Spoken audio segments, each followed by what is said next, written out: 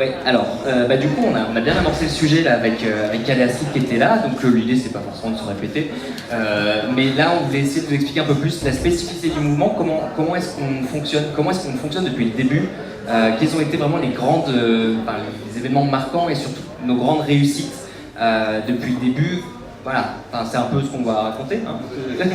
Je sais pas, Gogi, est-ce que tu veux commencer, toi qui étais là depuis le début, comment on s'est créé, comment ça a fonctionné depuis le début, notre identité, notre socle, quoi.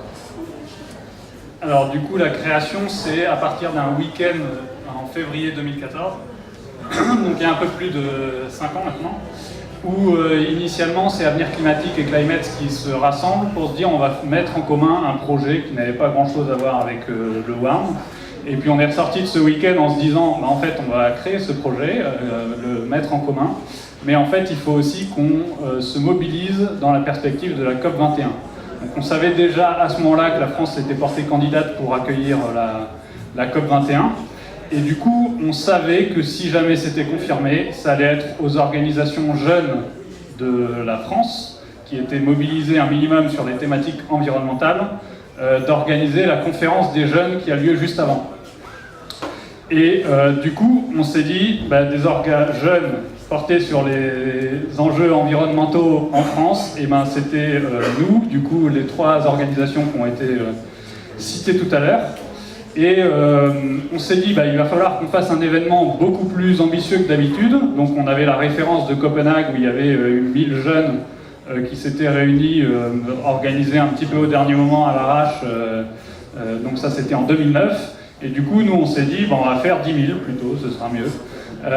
En s'y prenant quasiment 2 ans à l'avance, et comme ça il y a plus de chances que ça ait de la gueule.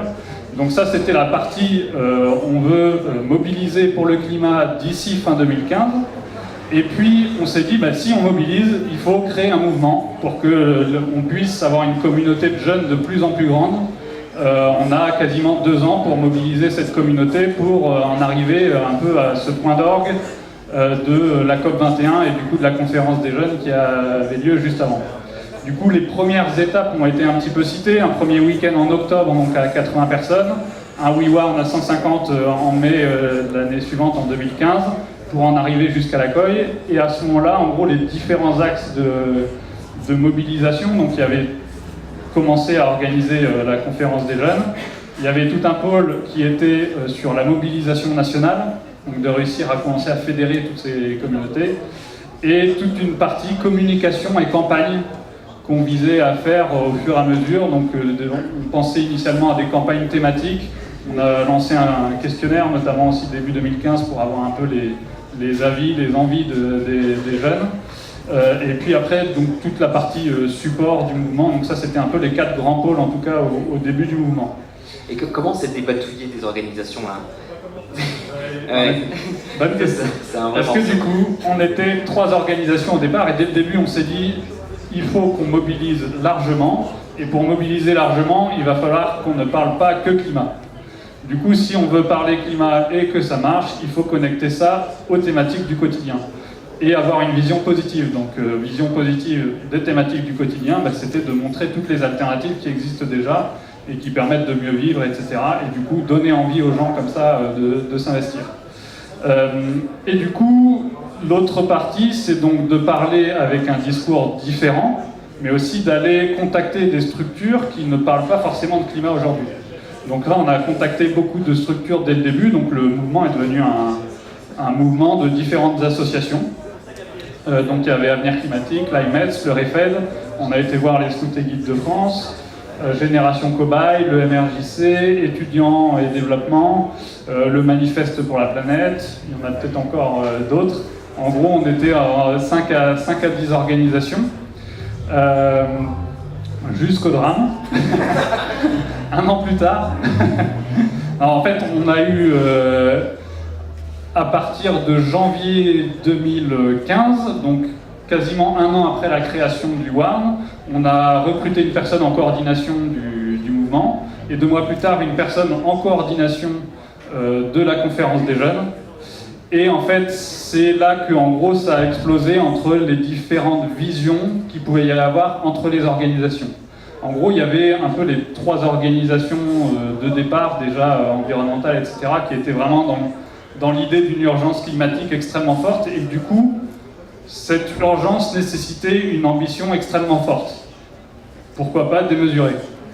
Et du coup, les autres associations qui venaient se raccrocher à cette idée d'organiser une grande conférence des jeunes et un mouvement, n'étaient pas forcément dans l'idée de faire un truc démesuré. Et du coup, c'est là que ça a pu coincer sur pas mal de sujets avec des visions différentes, jusqu'à ce que du coup les deux salariés qui étaient dans le mouvement décident de démissionner en mars, donc assez rapidement après leur recrutement, parce qu'en gros, elles ne sentaient pas le projet qui allait se casser la gueule. Et du coup, à partir de ce moment-là, le mouvement s'est extrait, disons, de ce mouvement d'association pour devenir un mouvement d'individus, ce qu'il est toujours aujourd'hui. Voilà. Et donc Margot va nous expliquer comment ça fonctionne. Et le WARN est devenu co-organisateur de la COI avec les autres organisations qui restaient dans le coup, et non pas le mouvement qui chapeautait l'organisation. Ouais, donc c'est ça qui était super intéressant, c'est qu'à partir de là, on est devenu vraiment des personnes qui s'activent pour le mouvement. Prends le micro.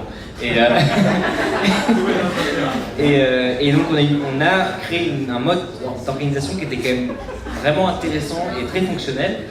Et Margot, j'aimerais que tu nous expliques un peu ça. Voilà. Je ne sais pas du tout quoi dire.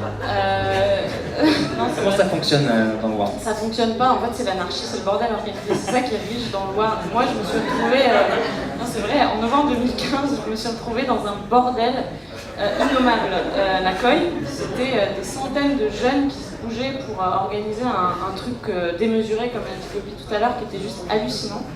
Et moi je me suis retrouvée au milieu de ce marasme-là et je ne sais pas comment, j'ai chopé un fil. Et je ne l'ai pas lâché en fait. Et je me suis rendu compte que le WARN il fonctionne avec les gens. C'est les gens qui le font fonctionner, c'est de l'autogestion. Donc c'est eux qui donnent. En fait, le WARN il n'a rien à voir aujourd'hui avec ce qu'il avait à voir ce qu'il était il y a 2 ans. Parce que c'est les gens qui le font. C'est vraiment de l'actiocratie. Donc le principe c'est vraiment que tu bouges, en fait tu te sors les doigts. Et tu y vas, et en fait c'est toi qui va définir comment ça se passe, et c'est assez cool parce que tu sais que tu vas te planter à un moment, tu sais qu'il va y avoir des erreurs, tu sais que tout sera pas parfait, mais tu y vas, et du coup il n'y a pas de meilleure formation, en fait, c'est de l'autosensibilisation, de l'auto-formation et de l'autogestion derrière. Donc concrètement, il y a quand même un organe qu'on appelle le WOP, en honneur à Leslie qui n'est pas là mais qui nous a trouvé tous les acronymes du mouvement. Le WARN organise ces projets. L'idée c'était d'avoir quand même un noyau dur de personnes qui se retrouvent régulièrement avec les référents des projets et des fonctions support, entre guillemets, même si c'est un gros mot, qui se retrouvent tous les mois pour savoir si ça tourne, en gros, mais c'est pas un organe décisionnel. Le vrai organe décisionnel, et c'est ça qui fait la force, je trouve, du WARN, c'est les SWAC, c'est donc des super week-ends alternatifs à la campagne. Toutes les 6 semaines, on se retrouve dans des maisons à la campagne et on essaye en général, on est entre 10 et 20 et on essaye de refaire le monde, d'avancer sur nos projets. Et c'est là que se prennent les décisions. Et ce qui est chouette, c'est que c'est des week-ends qui sont ouverts à tous et tout le monde est légitime.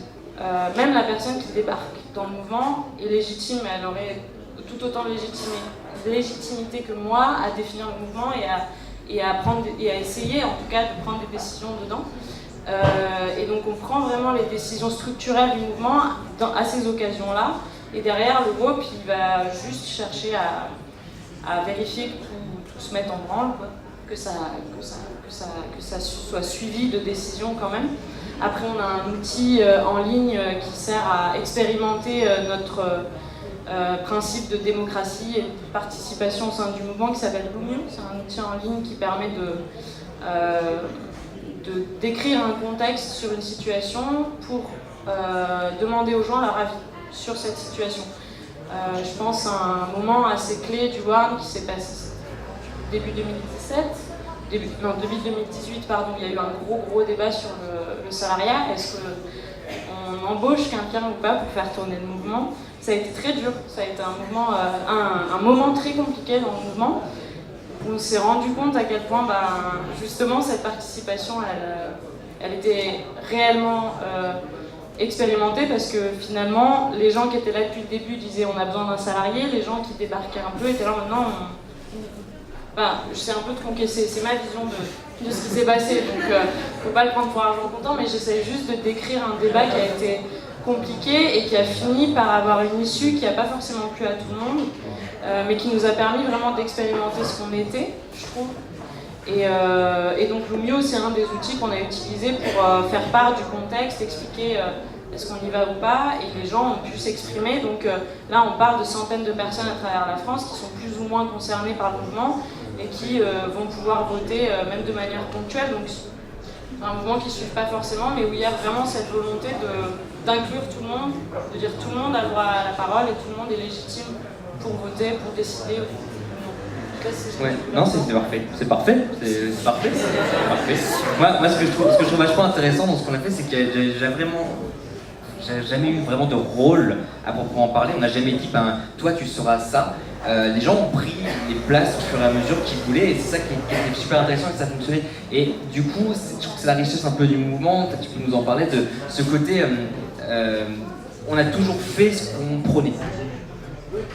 Voilà, vous avez 3 heures. Ok. Tu vois de quoi je parle ou pas?